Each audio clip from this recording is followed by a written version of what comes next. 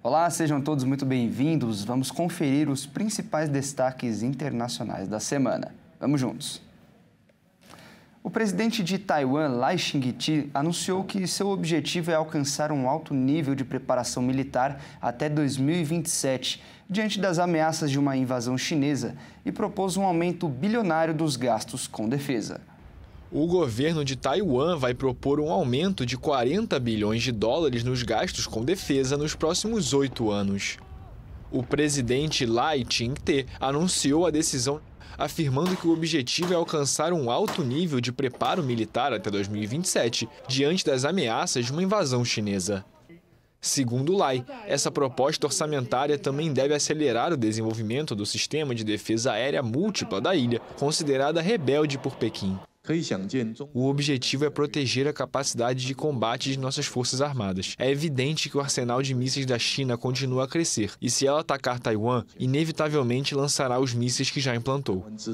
A China reivindica a ilha de regime democrático e não descarta o uso da força para recuperá-la, enquanto a submete a forte pressão militar, econômica e diplomática. De acordo com a imprensa estatal, o presidente chinês Xi Jinping reiterou na segunda-feira a seu homólogo americano Donald Trump que a integração de Taiwan sob o domínio da China comunista constitui um desafio internacional de grande importância. Antes de sua recente viagem à Ásia, o presidente Trump destacou especificamente que Taiwan é Taiwan e que ele pessoalmente respeita Taiwan. Essas duas frases curtas dizem tudo. As relações entre Taiwan e os Estados Unidos são sólidas como uma rocha. É possível que o governo de Taiwan tenha dificuldades para que o parlamento aprove a despesa proposta. A Câmara é controlada pelo principal partido da oposição, que defende o estreitamento dos laços com a China. Os Estados Unidos pediram às formações políticas a encontrar um terreno de entendimento para reforçar a defesa da ilha. Os paramilitares das Forças de Apoio Rápido no Sudão anunciaram uma trégua unilateral de 3 meses, um dia após o exército ter recusado uma proposta internacional de cessar-fogo. Os paramilitares das Forças de Apoio Rápido do Sudão decretaram uma trégua unilateral de 3 meses, um dia depois de o exército rejeitar uma proposta internacional de cessar-fogo. O líder das Farc, Mohamed Daglo, declarou que, em resposta aos esforços internacionais, especialmente à iniciativa do presidente americano Donald Trump e dos mediadores, anunciamos uma trégua humanitária que prevê uma interrupção das hostilidades durante 3 meses. Desde abril de 2023, o Sudão sofre com uma guerra entre o exército liderado pelo general Abdel Fattah al-Burhan, dirigente de fato do país após o golpe de Estado de 2021, contra as Farc, de seu antigo braço direito, Mohamed Daglo. O conflito, marcado por denúncias de atrocidades contra ambos os lados, deixou dezenas de milhares de mortos e forçou o deslocamento de quase 12 milhões de pessoas, afundando o país no que a ONU classifica de pior crise humanitária do mundo. O enviado do presidente americano Donald Trump para a África, Massa Bolos, apresentou recentemente uma proposta de trégua em nome de Estados Unidos, Emirados Árabes Unidos, Arábia Saudita e Egito, países mediadores, cujos detalhes não foram divulgados. O presidente Donald Trump transformou um simples ritual de Washington em uma provocação política, ao conceder perdão a 2 perus na cerimônia anual de ação de graças na Casa Branca. No momento em que milhões de perus correm o risco de virar banquete em um dos principais feriados dos Estados Unidos, 2 aves sortudas escaparam da panela na Casa Branca. Este ano, os perus Gobble e Waddle foram os animais escolhidos para serem perdoados. Desde a época de Abraham Lincoln, os presidentes americanos evitam que perus sortudos se tornem o prato principal do Dia de Ação de Graças, embora a cerimônia só tenha se tornado uma tradição anual quando John Kennedy a oficializou em 1963. Mas Trump transformou a cerimônia em uma provocação política. No evento, não poupou críticas a seus opositores. Os perus que estão sendo perdoados hoje atendem pelos nomes de Gobble e Waddle. Quando vi a foto deles, pela primeira vez pensei que deveríamos... Bem, não deveria dizer isso. Eu ia chamá-los de Chuck e Nancy. Mas aí percebi que não os perdoaria. Eu jamais perdoaria essas 2 pessoas. Não me importaria com o que Melania me dissesse. Querida, acho que seria uma coisa legal de se fazer, mas não farei isso, querida. Chuck Schumer é o líder democrata no Senado. Já a veterana democrata Nancy Pelosi, a primeira mulher a presidir a Câmara dos Representantes dos Estados Unidos, anunciou no começo deste mês que deixará a política nas próximas eleições. A chegada ao poder do republicano Trump a transformou em uma política combativa, disposta a confrontar o polêmico republicano em todos os âmbitos. O presidente também disparou seus ataques contra Chicago, insistindo mais uma vez que poderia acabar com a criminalidade na terceira maior cidade dos Estados Unidos se o governador de Illinois, J.B. Pritzker, a quem chamou de gordo e preguiçoso, simplesmente lhe permitisse enviar tropas federais. O presidente Donald Trump também assinou uma ordem executiva que estabelece a missão Gênesis nos Estados Unidos. A iniciativa visa expandir as capacidades do governo em inteligência artificial para acelerar a pesquisa e as descobertas científicas. O presidente Donald Trump assinou uma ordem executiva estabelecendo a missão Gênesis nos Estados Unidos. A iniciativa busca expandir as capacidades do governo em inteligência artificial para acelerar a pesquisa e as descobertas científicas. O plano faz parte da estratégia do governo republicano para avançar na corrida em grandes tecnologias e manter a vantagem sobre a China em inteligência artificial, consolidando o domínio dos Estados Unidos neste campo em rápido crescimento. A Casa Branca também está buscando maneiras de impedir legalmente que os estados implementem suas próprias regulamentações de IA e ameaçou retirar a ajuda federal daqueles que o fizerem.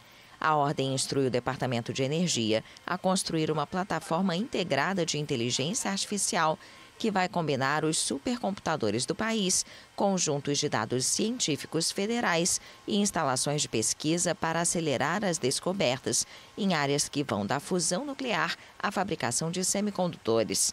Espera-se que a plataforma demonstre capacidade operacional inicial em até 9 meses. As áreas prioritárias incluem manufatura avançada, biotecnologia, materiais críticos, energia nuclear, computação quântica e semicondutores, todas as áreas em que os Estados Unidos enfrentam crescente concorrência da China. O acordo prevê parcerias com empresas privadas, universidades e laboratórios, mas exige medidas rigorosas de segurança cibernética para proteger pesquisas sensíveis. Em outra frente, a Amazon anunciou um investimento de até 50 bilhões de dólares para expandir a infraestrutura de IA e supercomputação do governo americano. A empresa afirmou que a nova infraestrutura, que será desenvolvida em todo o país e terá início em 2026, vai fortalecer a liderança dos Estados Unidos em inteligência artificial. A crise entre Estados Unidos e Venezuela ganhou um novo capítulo. O governo de Donald Trump acusou o líder venezuelano de ser o chefe de um grupo terrorista. Em resposta, a Venezuela acusa o governo americano de criar uma narrativa inexistente para se apropriar do petróleo do país. Entrou em vigor uma medida do Departamento de Estado dos Estados Unidos que nomeia o Cartel de Solis como uma organização terrorista estrangeira. O grupo seria supostamente composto por membros do governo venezuelano e liderado por Nicolás Maduro. Com a nova classificação, o governo de Donald Trump pretende ampliar sua autoridade para agir na Venezuela, em meio a uma escalada de tensão que teve ataques militares do país a embarcações supostamente ligadas ao tráfico de drogas, além de deslocamentos de navios de guerras, fuzileiros navais, porta-avião e caças em direção ao Mar do Caribe. A nova medida autoriza Trump a impor novas sanções contra bens e infraestrutura de Nicolás Maduro. Vale lembrar que desde o início de setembro, os Estados Unidos operam contra o narcotráfico em águas internacionais no Mar do Caribe e no Oceano Pacífico. As ações já resultaram em 21 ataques a 22 embarcações e mais de 80 mortes. O governo venezuelano acusa os Estados Unidos de querer forçar um pretexto para se apropriarem do petróleo. No último final de semana, a agência Reuters informou que os Estados Unidos estão prestes a lançar uma nova fase de operações na Venezuela, enquanto o governo de Trump intensifica a pressão sobre o governo de Nicolás Maduro. Porém, ainda não está claro o momento exato ou o âmbito das novas operações, nem se o líder republicano já tomou alguma decisão final sobre a implementação dessa nova fase. De acordo com a alta cúpula de Washington, as opções em avaliação pelo governo incluem uma tentativa de derrubar Maduro do poder. E olha só, a Telefônica, gigante do setor de telecomunicações, revelou que pretende lançar um programa de demissões que pode afetar mais de 5 mil empregados na Espanha. A medida faz parte de uma estratégia para melhorar os seus resultados financeiros. A gigante das telecomunicações Telefônica, que realiza uma guinada estratégica para aumentar sua rentabilidade, anunciou um plano de redução de empregos que pode afetar mais de 5 mil pessoas na Espanha. O grupo informou os sindicatos sobre um primeiro projeto que contempla a saída de 5.040 trabalhadores, dos quais 3.649 são da Telefônica de Espanha, mais de 41% do total do pessoal, 1.124 da Telefônica Móviles e 267 da Telefônica Soluciones. Um membro do sindicato GT informou que o grupo deve anunciar na terça-feira pelo menos 279 demissões a mais em outra de suas filiais espanholas, a Movistar Más, o que representa 32,45% de seus efetivos. O sindicato pediu que estas saídas sejam articuladas como um processo estritamente voluntário baseado em pré-aposentadorias. A operadora, em plena reestruturação, havia anunciado no começo de novembro perdas líquidas de 1,08 bilhão de euros, aproximadamente 6 bilhões 650 milhões de reais na cotação da época, nos primeiros 9 meses do ano. Em um plano batizado de Transform and Grow, transformar-se e crescer, a Telefônica prevê um aumento anual de receita do grupo de 1,5% para 3,5% entre 2026 e 2030, além de economias que poderiam alcançar até 3 bilhões de euros em 2030. A operadora emprega cerca de 100 mil pessoas em todo o mundo e, em uma importante guinada estratégica, está se concentrando em seus 4 principais mercados: Espanha, Alemanha, Reino Unido e Brasil. As casas feitas com bambu são mais resistentes até das de cimento. Os arquitetos do Equador tiraram todas as dúvidas sobre o assunto quando um terremoto destruiu uma cidade inteira no país. O que não caiu ficou bastante danificado, menos as casas de bambu. Vamos ver. O vibrante distrito comercial de Tarqui, no centro da cidade, foi completamente destruído. As ruas foram marcadas por profundas fissuras, que engoliram os escombros das construções de concreto. Manta, em grande parte, foi reconstruída, mas uma parte inesperada do legado do terremoto permanece visível até hoje. Na região da cidade mais afetada durante o terremoto, o mercado de peixe se destaca sob um pavilhão de bambu na orla. Ali ficam também o Centro de Informações Turísticas, um restaurante e um poço dos bombeiros, todos construídos com bambu. Na verdade, centenas de casas tradicionais de bambu permanecem de pé por toda a cidade e na província de Manabí. O bambu é utilizado como material de construção na América do Sul, África e Ásia há milênios. Ele é encontrado em grande quantidade em muitos países desses continentes, mas apenas recentemente sua resiliência sísmica começou a ser mais reconhecida. Em todo o mundo, das Filipinas ao Equador, passando pelo Paquistão, existem atualmente projetos de construção que buscam usar esse material natural que engenheiros e arquitetos consideram melhor que o aço. Uma pesquisa realizada após o terremoto, com mais de 1.200 construções em Manabí, concluiu que, de forma geral, os edifícios de concreto reforçado sofreram danos maiores que as construções de bambu e madeira, segundo o engenheiro estrutural Sebastian Kaminsky, da consultoria britânica especializada em engenharia Arup, que fez parte da missão, mas esta tendência foi revertida em algumas cidades. Segundo ele, os dados pós-terremoto também precisam ser considerados com certa cautela. Neste caso, por exemplo, eles foram coletados várias semanas após o evento, quando muitas construções já haviam sido demolidas. Atualmente, um projeto lançado em 2021 pela INBAR e pela Agência Espanhola de Cooperação para o Desenvolvimento Internacional construiu centenas de novas casas de bambu na província de Manabí, onde fica a cidade de Manta. O projeto também ensinou técnicas de construção com bambu a cerca de 200 alunos da Universidade de Manabí, como o tratamento dos caules de bambu e a montagem de painéis. Jacarta, a capital da Indonésia, assumiu a liderança do ranking das cidades mais habitadas do mundo e agora está com quase 42 milhões de habitantes. O problema, ou problemas, é que tantas pessoas precisam encarar uma cidade com uma infraestrutura cheia de deficiências. A quantidade total de cidades no mundo dobrou entre 1975 e 2025, atingindo cerca de 12 mil.